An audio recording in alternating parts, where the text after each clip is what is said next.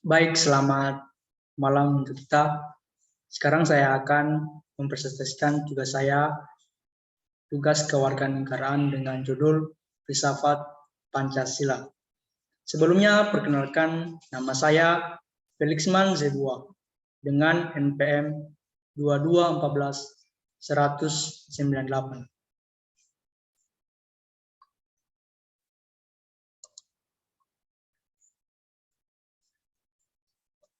Pertama, pengertian filsafat Pancasila. Istilah filsafat secara etimologis merupakan pandangan kata filsafat dalam bahasa Arab dan filosofi dalam bahasa Inggris yang berasal dari bahasa Yunani, filosofia atau filosofia. Kata filosofia merupakan kata majemuk yang tersusun dari kata philos dan plein yang berarti kekasih, sahabat, mencintai, dan kata Sophia yang berarti kebijaksanaan, hikmat, kearifan, pengetahuan. Dengan demikian, filosofia secara harafiah berarti mencintai kebijaksanaan, mencintai hikmat, atau mencintai pengetahuan. Filsafat Pancasila merupakan salah satu fungsi Pancasila, yaitu sebagai filsafat negara untuk diterapkan pada masyarakatnya. Filsafat menurut Kamus Besar Bahasa Indonesia atau KBBI adalah pengetahuan dan penyelidikan dengan akal budi mengenai hakikat segala yang ada, sebab, asal, dan hukumannya. Selanjutnya, fungsi filsafat Pancasila. Terdapat 3 poin besar. Yang pertama, Pancasila sebagai ideologi bangsa dan negara. Yang kedua, Pancasila sebagai jiwa bangsa Indonesia. Yang ketiga, Pancasila sebagai kepribadian bangsa Indonesia. Yang keempat, Pancasila sebagai sumber dari segala sumber hukum. Yang kelima, Pancasila sebagai pandangan hidup bangsa Indonesia. Dan yang terakhir, Pancasila sebagai cita-cita dan tujuan bangsa Indonesia.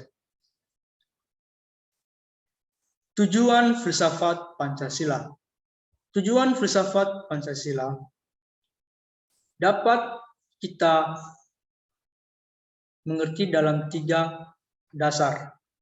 Yang pertama, untuk menciptakan bangsa yang religius dan taat kepada Tuhan Yang Maha Esa. Yang kedua, menjadikan bangsa yang menjunjung keadilan baik secara sosial maupun ekonomi. Yang ketiga, menjadi bangsa yang menghargai hak asasi manusia atau HAM, seperti yang dirangkum dalam hubungan HAM dan dengan Pancasila sebagai dasar negara kita. Keempat, untuk menciptakan bangsa yang menjunjung tinggi demokrasi. Yang kelima, menjadi bangsa yang nasionalis dan mencintai tanah airnya, yaitu tanah air Indonesia. Selanjutnya, objek filsafat Pancasila. Objek filsafat Pancasila dapat kita bedakan menjadi 2 bentuk. Yang pertama, objek material filsafat, yaitu objek pembahasan filsafat yang mencangkup segala sesuatu baik yang bersifat material konkret sebagai manusia, alam, benda, binatang, dan lain-lain, maupun sesuatu yang bersifat abstrak, spiritual seperti nilai-nilai, ide-ide, ideologi, moral, pandangan hidup, dan lain sebagainya. Yang kedua, objek formal filsafat, yaitu menyelidiki segala sesuatu yang berguna, mengerti hakikatnya sedalam-dalamnya. Objek formal ialah sudut pandangan yang membedakan watak filsafat dengan ilmu pengetahuan. Selanjutnya, kesatuan sila Pancasila. Terdapat 3 poin besar. Yang pertama, susunan Pancasila yang bersifat hierarkis dan berbentuk piramidal. sila-sila Pancasila yang saling mengisi dan saling mengkualifikasi. Dan yang ketiga, kesatuan sila-sila Pancasila sebagai suatu sistem filsafat. Kesatuan sistem filsafat. Yang pertama, dasar ontologis, yaitu sila-sila Pancasila. Dasar ontologis Pancasila pada hakikatnya adalah manusia yang memiliki hakikat mutlak monopluralis. Oleh karena itu, hakikat dasar ini juga disebut dasar antropologis. Yang kedua, dasar epistemologis. Sila-sila Pancasila pada hakikatnya tidak dapat dipisahkan dengan dasar ontologisnya. Oleh karena itu, dasar epistemologis Pancasila tidak dapat dipisahkan dengan dalam epistemologi, yaitu pertama tentang sumber pengetahuan manusia, kedua tentang teori kebenaran pengetahuan manusia, ketiga tentang watak pengetahuan manusia.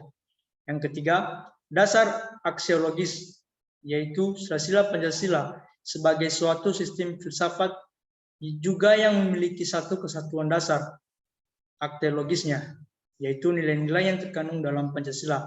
Pada hakikatnya juga merupakan suatu kesatuan. Terdapat berbagai macam teori tentang nilai, dan hal ini sangat tergantung pada titik tolak dan sudut pandangnya masing-masing dalam menentukan pengertian nilai dan hierarkinya. Selanjutnya, nilai-nilai Pancasila. Nilai-nilai Pancasila dapat kita bedakan menjadi 5, yaitu nilai pertama, nilai dan jiwa religius atau nilai ketuhanan.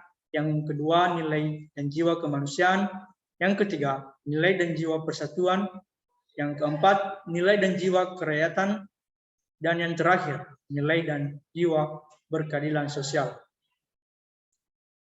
Contoh-contoh filsafat Pancasila di kehidupan kita dapat kita mengerti dan dapat kita pahami sendiri. Contohnya, yang pertama, menjaga toleransi. Yang kedua, menjaga kerukunan umat beragama.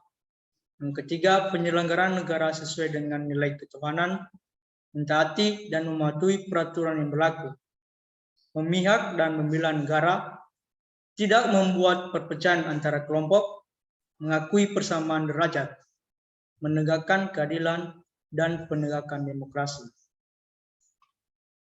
Sekian dan terima kasih atas presentasi yang saya sampaikan. Saya berharap apa yang telah saya sampaikan kita dapat mengerti dan sebagai modal pengetahuan kita bersama-sama.